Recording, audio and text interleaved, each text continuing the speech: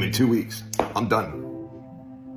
You want to talk about regretting your vote? In 2 weeks, I went from the highest high to being unemployed. Lost my job last night, got a phone call. The repercussions of what Elon Musk are doing with the USAID has real repercussions for real people.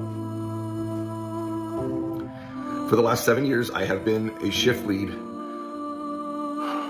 on Project Bus, where we study to find out if the wheels on the bus went round around or not. And all of a sudden, Elon, who's not even elected, gets in, and I'm out of a job. What do I tell my family? What do I tell my kids? This isn't a joke. This USAID stuff is not a joke, man. It's affecting real people.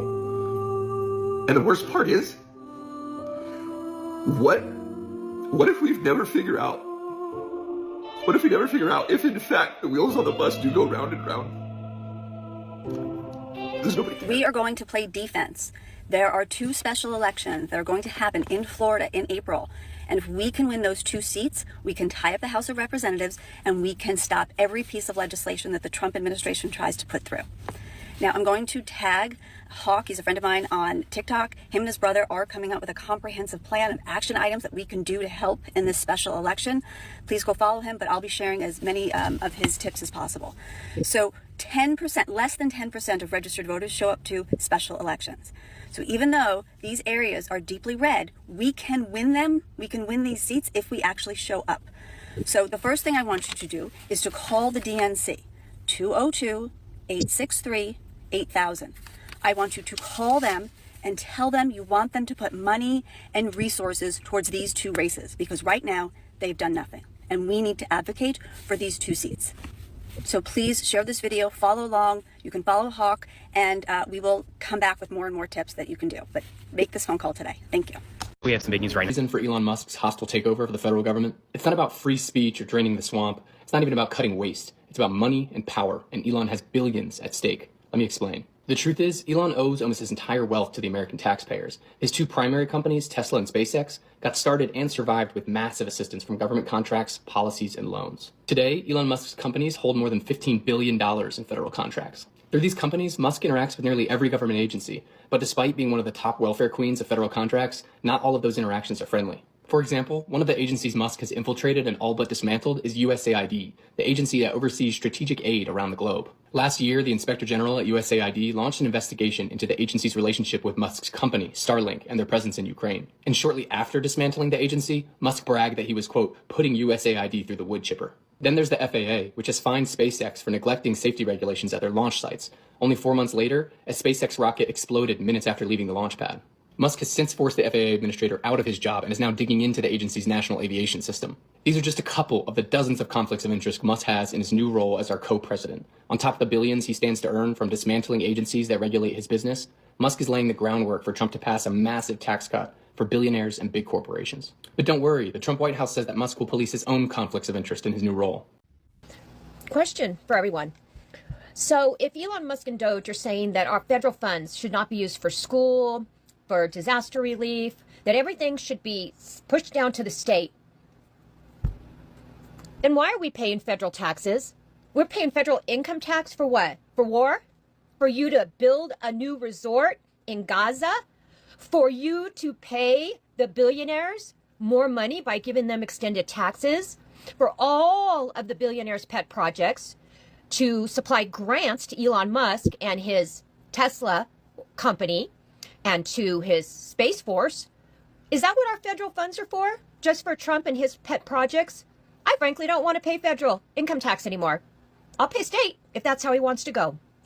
You want to know? I wanted to add a little bit more nuance to the video where this comment is from. So essentially, the history of democracy is not really as much of a successful one as I feel like we are brought up to believe, at least here in America. Democracies rise and fall all throughout history. It happens a lot. So when European settlers broke off from Europe and came over to America and, founded it or whatever, they drew up the Declaration of Independence and wrote the Constitution and everything. They looked at history, at the democracies that came before them. what made them strong, and what brought about their downfall. So specifically, in the United States, our Declaration of Independence, our Constitution, our laws, our everything. The Founding Fathers wrote all of that with the past in mind. And they said, we don't want to slip into tyranny like it's happened in democracies before. I mean, for God's sake, we saw the Yahtzee party rise through elections. They were elected at first. Of course, not everybody knew what they were going to do, but that's the point. They didn't run on this platform of, we're going to do all these awful things. They ran on a platform that sounded a lot like Mr. Dumpy Trumpies. So when our founding fathers drew up everything that would make America what it is, they did it all with this stuff in mind. That is why, likely in school growing up, you heard so much about all of our checks and balances and how all the different branches of government are essentially equal and the power is distributed equally. Again, they did this because they knew what too much power in one part of government could potentially lead to. And with that in mind, because we are so protected, we are sort of an experimental nation. The world has never seen a democracy, or, some of y'all get really cranky and want me to call it a republic. They have never seen a government like this before, at least up until the point that it was created. So yes, theoretically, legally, there are all these protections in place that keep power checked. But like I said, our country is ultimately an experiment. There could be ways to take us down still.